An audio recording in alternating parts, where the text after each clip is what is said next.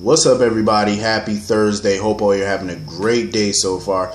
Getting into this episode of GH. Jocelyn was getting on my nerves. I'm just gonna say that. She really is. Like, she's irking my soul.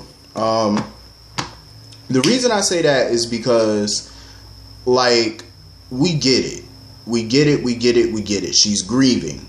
Fine. That's okay. I'm just tired of looking at her grieving. It's like, okay, we get it. You miss Oscar. And you want to know what's irritating me about it a little bit? Is because she's grieving so much about Oscar, and we're hearing about Oscar every time she's on. But we don't ever hear about nobody grieving for anybody else. We don't get to see Monica grieving for AJ. Even though that was 5 years ago. But still, even then, we didn't see her get to grieve that long. Jocelyn been grieving for months now. Monica only grieved for 5 seconds with AJ.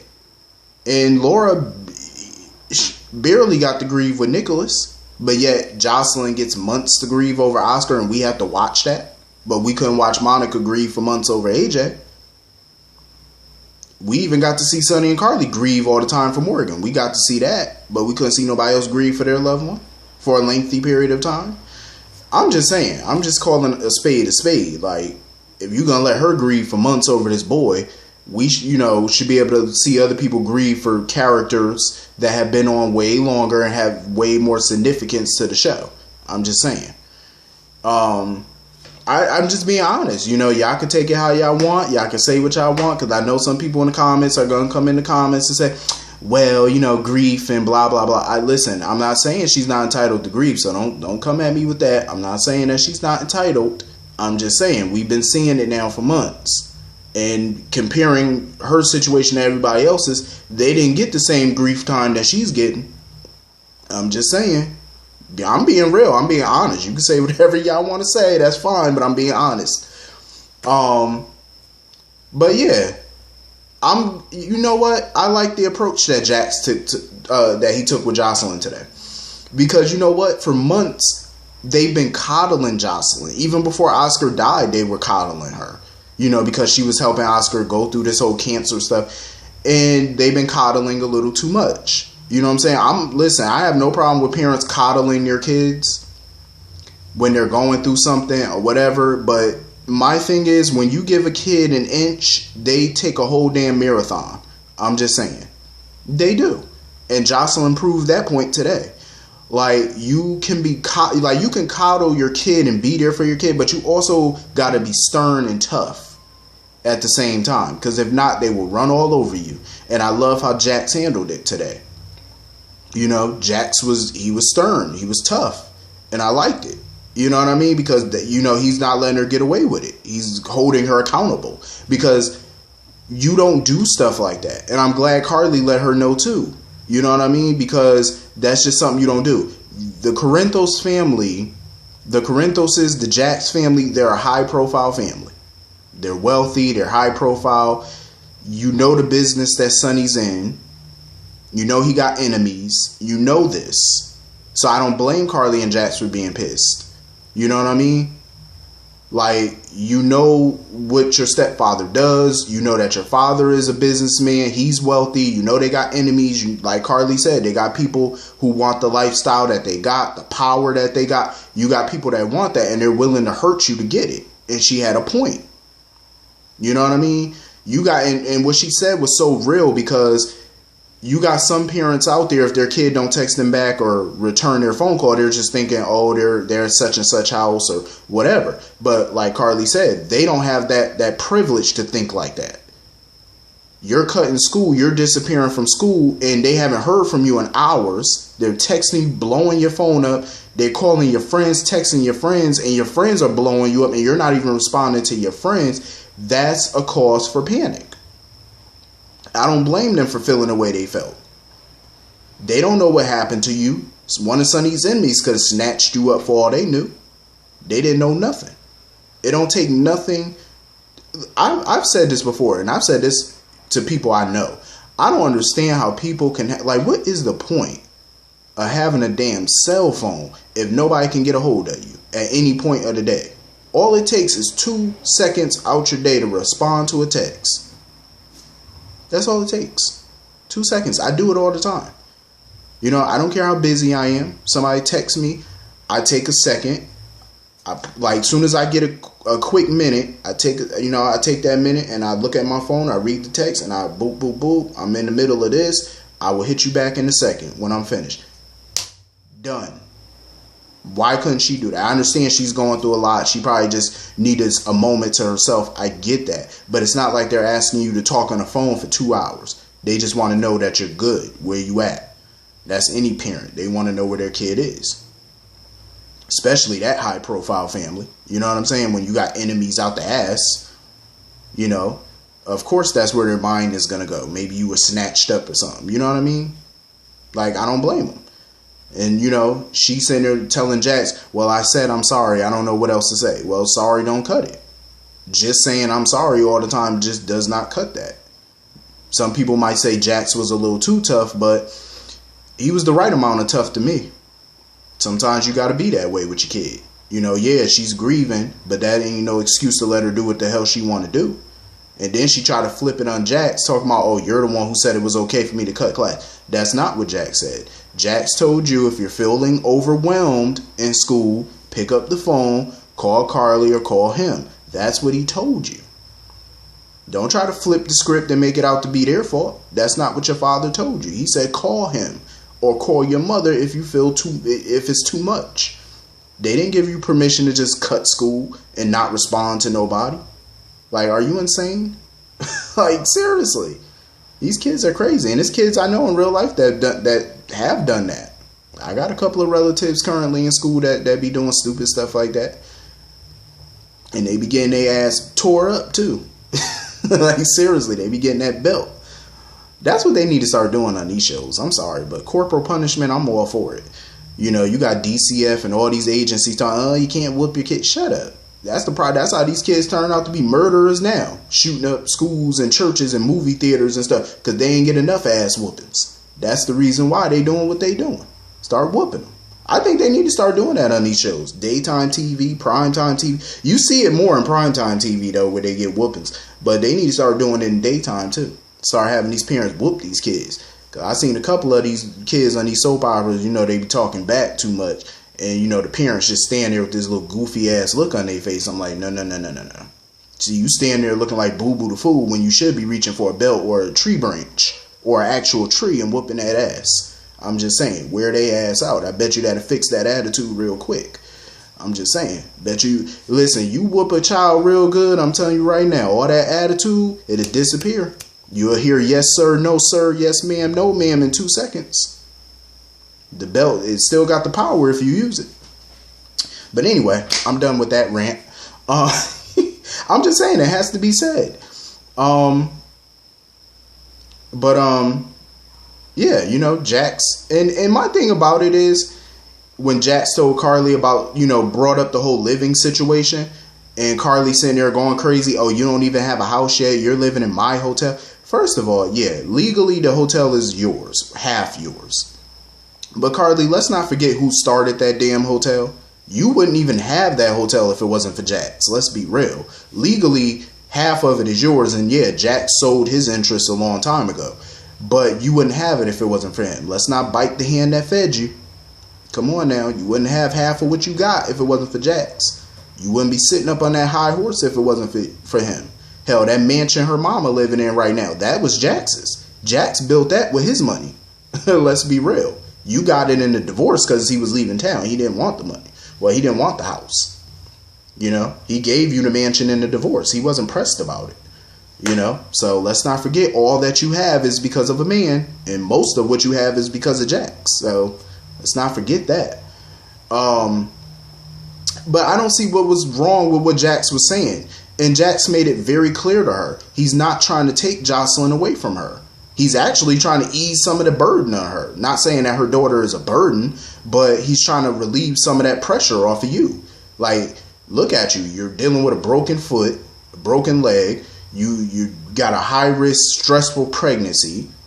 You got Dev in the house. You got Avery, Jocelyn. It's a lot to deal with. All he's saying is that when he closes on the house and he buys the house, Jocelyn, could split her time between your home and his home. That's all he's saying. He's not saying, oh, I'm going for full custody. oh, I want her to live with me full time. That's not what he's not trying to take your daughter from you. That's not what he's doing. He's trying to relieve some of that burden off of you. Like, again, not saying that her daughter is a burden, but you know what I mean. You know what I mean? It's called co-parenting, 50-50. He's trying to do his 50-50. That's all he's doing. I don't see what the issue is. And he also said, you know, it's not like he's doing it by force, like he kept saying. It's up to Jocelyn. They want to bring it to her and see what she say, and it's ultimately up to her. If she likes the situation the way it is, he won't press. But, you know, it is what it is. Jax, he was definitely pressing Dev for information, though. Like, the way he was looking at Dev and talking to Dev, he was pressing him, asking him about what's the name of the school he went to in Bridgeport. And that's why Sonny had to quickly jump in. Sonny had to jump in and shut that down. He said, okay, Jax, you can go now. But I do agree with Jax. You know, him and Sonny do act a little childish when they're around each other. But Jax, a lot of the times, Jax does take the high road and Sonny still wants to act childish. I'm just saying, like, Sonny could be the bigger person a lot of times. Sonny has sometimes been the bigger person, but most of the time he hasn't. But they both need to grow up. You know what I'm saying? Like, this little feud between them, they both need to act their age. You know what I'm saying? Act your age and not your shoe size. I'm just saying. But Sonny had to let Dev know, like, you know, we got to keep up the charade. We can't tell Jax the truth. Because Sonny knows how Jax is. He knows that Jax doesn't like him, obviously, and would love to take him down. But he knows that he's not going to use a kid to do it. You know what I mean? Like, as far as, like, Dev go, he probably wouldn't use Dev to do it, more than likely. But, Jax has a good reason for asking questions. I mean, he knows next to nothing about this boy, you know, that's living in the same home as his daughter. So, in my opinion, he has every right to ask questions. And at some point, he might find, you know, run into Dev on the street, maybe at Kelly's one day. Sonny's not going to be around to jump in and save this boy from answering questions. Because Jax is definitely probably going to bump into him when he's by himself and going to ask him, he's going to grill him, you know. So, Dev better be ready to answer them questions. And of course, you know, Sonny just seems completely blind when it comes to Dev. Like, I understand, like I said, he wants to help this boy. I get it. There's other ways of doing it. And that's all Carly was trying to tell him the other day. Like, we need to talk boarding school. Like, not a boarding school where you're just going to ship them off to another country. She said that there's boarding schools that are not far from where they live. That where it's driving distance. You know, they can visit. He can come home for the weekends and visit or whatever. You know what I mean? And of course, Dev started eavesdropping on their conversation again, listening in when Carly told Sonny that they need to start doing something about Dev. Like, they basically need to send him away for the sake of the family and for his sake. You know, because the last thing Carly needs is for anyone to find out that they lied and they faked his identity and brought him in from another country. He's undocumented. That's the last thing that you need, because it's going to bring hell down on their family. Legally, they're going to be facing a hell of a wrath from the government, from ICE, everybody, judges, all type of stuff. Like, they're going to be facing a lot of criminal charges. You know, and that's the last thing they need right now on top of everything else that they're dealing with. That's what you don't want. You know, so I don't blame Carly. She's just trying to protect her family the best way she can. You know, like a lot of us, even people I seen in the comments were saying it, like, you don't trust Dev. I don't really trust him. I kind of like the character, but I don't trust him fully because we don't know what his agenda is. Like, is he sincere? Is he genuine? Or is he up to something? My bet is telling me he's up to something, because this is not the first time he's eavesdropped on their conversation. Like, clearly you're listening in, trying to get some information. And he's a little too eager to keep working for Sonny. Like, he keeps bringing that up to Sonny. Oh, I want to work for you. And so I agree with Sonny. Sonny said the right thing to him. Education is important. Without education, you're not going to get far in life, which is so true. If you don't graduate high school and get a diploma, or if you don't get a degree in something, you're not going to make it far. You know what I'm saying? Like, you're not going to go to the top. Definitely not. Definitely without a high school diploma. If you ain't got no high school diploma, you can forget it. You really are, you a lost cause on that one. If you ain't got no diploma or nothing, you're just assed out in this world, because you definitely need that. But they, Sonny just needs to open his eyes to this kid and do it quickly. It was good to see Ava today, though. I feel like I haven't seen Ava in God knows how long. For some odd reason, I feel like it's been a minute since I've seen her. To me, I felt like Ava was hinting at something with Julian. Like, she just kept saying, like, no matter how hard they work and how hard they try to do good or live a legit lifestyle, people just never let them forget about the past mistakes that they made. Which is so true. What Ava said was exactly 100%. It was 1,000% true. People don't let you live down your past. Like, even when she saw Sonny with Jocelyn and Deb, she was like, it's amazing to her how Sonny makes all his kids' lives miserable. And yet they still love him and support him and stuff like that. But yet, she was like, when Kiki was alive, Kiki hated her. I was like, Ava, Kiki had good reason not to like you, but and the reason being is because even when Kiki tried to forgive Ava, Ava would have always turned around and do something else stupid. That's the reason why Kiki forever hated her. Now, I wouldn't even say Kiki hated her. I would just say she was always just disappointed in her, because it was like every time Kiki would try to forgive Ava, Ava would turn around and do something else dumb. You know what I'm saying? Just to derail that. So it's like, Ava, you're not being totally honest about why Kiki didn't like you. Like, don't sit there and sugarcoat it, be honest and call it what it is. Like, you just kept doing dumb shit. So, just be honest about it. Ain't no sense in trying to, lie about it or, revise history, because you can't do that. But now that Kiki gone, I guess you can revise the history a little bit. But I just got the feeling that she was basically trying to allude to Julian that even he can't change who he really is. I got the feeling that she wants back into the mob. I know some people might say, how did you get that from that conversation? If you really watch and listen to what she's saying, I have a feeling she's not all the way satisfied with this new lifestyle that either one of them are living. Like, she just kept making mention of how Julian's the neighborhood barkeep and stuff like that. And Julian kept on insisting, like, he just wants a new start. He wants, to move forward in life and be legit. I don't think she's convinced of that, and judging by Julian's facial expression, I think he's trying to convince himself of that. But I have a feeling that she was alluding to the fact that they're the Jeromes, and they need to embrace who the hell they are. That's what I gathered from that conversation based off of what she was saying. Y'all might think differently, and that's fine. You're welcome to that. But judging off that conversation, it sounds like she's ready to get back to business. And I don't mean the art gallery.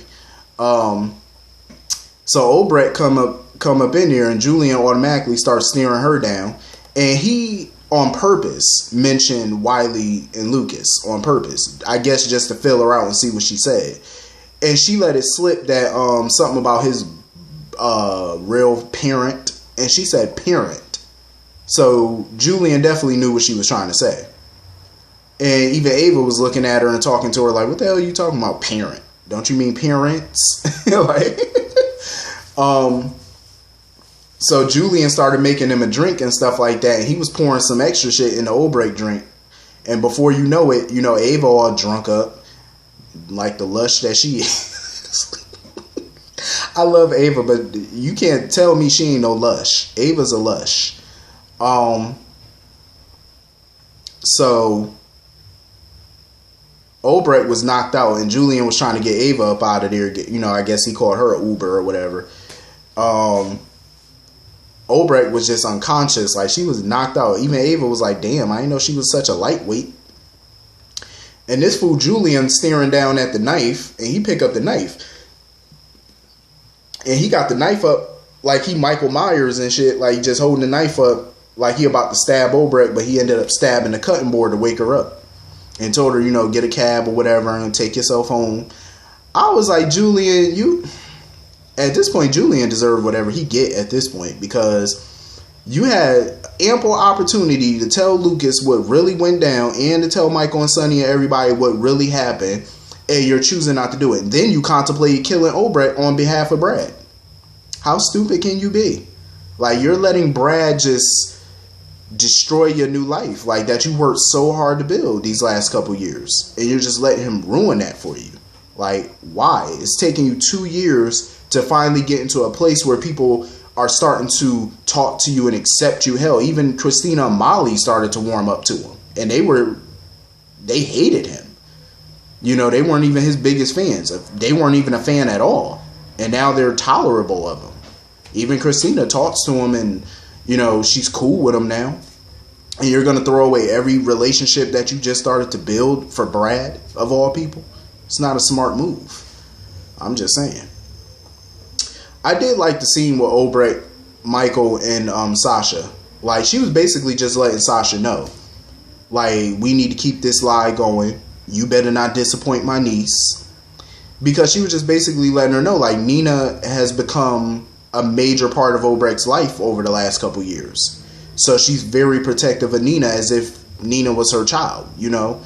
Same way she's protective of Britt and Nathan and stuff when they were around. She's just as protective of Nina now. That's why she can't bring herself to break her niece's heart. And she don't want it. She wants to make damn sure Sasha doesn't do that. So I respected it. Sasha was trying to tell Michael about who she really was and stuff, but Michael at that point just didn't care. Well, he cared, but he was like, you know what? Let's wait until you get out the hospital. Then you can tell me everything that you want to know. I was just looking like, Michael, shut up and let her tell you. Like, let her get it out now before she change her mind later. I'm just saying, like, it's in your best interest. I hate when somebody trying to tell somebody something and the person that they're trying to tell just keeps talking over them and cutting them off. Like, shut up and listen sometime. My thing about Sasha is she's not a bad person. She just made a bad decision in lying. You know what I'm saying? Clearly, she's not evil. She doesn't have evil intent. She's not after millions of dollars. Like, she's not trying to weasel her way into a fortune. Like, clearly she has a good heart, but she just did something stupid. You know what I mean? So I don't see her as evil. So hopefully Michael can forgive her, because I do like Sasha. I like her. So hopefully Michael can forgive and stuff. I'm just nervous of how he's going to take it when she tell him. You know what I'm saying? Like, is he going to start throwing barware? Is he going to tell her to get out? Like, I'm just ready for this to come out. And it might come out at the wedding, though, but I'm just hoping we get it sooner. I was like, damn, Michael, just let her talk. So basically, Jax had to tell Nina the bad news that Drew is missing. And for right now, Jax is the sole CEO of Aurora Media. Nina didn't take it too well, obviously, because, you know, Drew supported her. He wanted her, when he took over Aurora Media, he wanted her to stay on at Crimson. So they kind of created a little bit of a bond a little bit.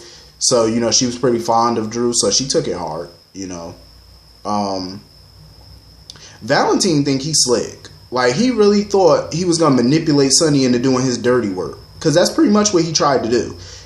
And he's sure that Sonny's going to come around, or Sonny was just, you know, planning something, but he's not going to tell Valentin, of course, what he's planning. So he thinks Sonny's going to plan something on the slide to get rid of Cassandra. That's what he's banking on, basically. He's banking on Sonny getting rid of Cassandra for him, so that way he keeps his hand clean. And he can have complete deniability.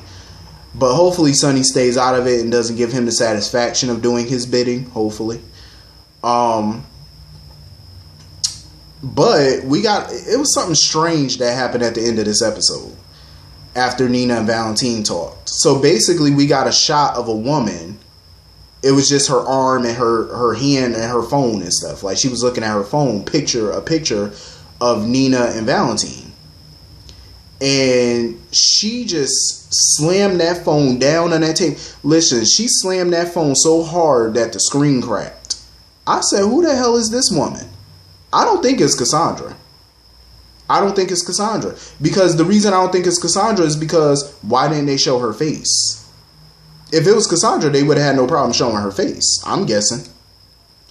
I love the scene, though, between Laura and Curtis. Like, Curtis was just trying to get as much information out of Laura as possible about Helena and stuff like that. But I love it because now they're going to be working together. I love when Laura and Curtis work together. And Laura was so giddy and happy about the prospect of working with Curtis again. I love Jeannie Francis. I love her. I'm glad that she's getting enough airtime and stuff. I wish she could get more, but I'm happy. Number one, they put her in a boss position. We're seeing more of her. She's in interesting storylines. You know what I'm saying? I'm loving it. This is how you treat a vet. You know what I'm saying? Like, you keep them at the forefront. You let them, mix and mingle with the new people. You get them in, into intriguing storylines. But I don't blame Laura. She just didn't want to, delve into the past of Helena, because like she said, she won, Helena lost. Helena has tried for 30 years to break her, and she didn't break. Look at her. Mayor of Port Charles. She's still standing, married. She's living her best life. She didn't want to get involved at first until she heard that it could potentially destroy Valentin. But what I love about Laura the most is she was worried about how it would affect Charlotte. You know what I'm saying? She took Charlotte's affection, she took Charlotte's feelings into consideration. I respect that. I respect it. You know what I'm saying? Because she knows that if she does this, she has to make sure it's in Charlotte's best interest as well. But I can't wait to see them work together. I can't wait. I want to know who this Cassadine is. Like, who is this? See, Curtis is under the impression that it's about Spencer. Because he was like, he keeps thinking that Spencer is Jackson Hayden's client or whatever. But I don't think it is, obviously. And, he made up a good point, though. If they take Valentin down, Spencer can come home. He ain't got to be overseas no more. Well, in that boarding school. But I can't wait to see Curtis and Laura working together. That's going to be fun. I just want to know who are all these new enemies. Like, who is this new Cassadine? I don't know if it's Nicholas. It could be, but I don't know. And then you got this woman slamming phones down over Valentin. Like, is that Cassandra? I'm confused. Like, is it Cassandra? I'm just thinking that it got to be another woman, because why wouldn't they show Cassandra's face? You know what I mean? Why just part of her body and her cell phone and stuff? Why not her face? So what the hell is going on? Like, I'm intrigued. But anyway, hit the comment section. Let me know what y'all thought about today's episode, and I will see y'all all later. Have a good day. Peace.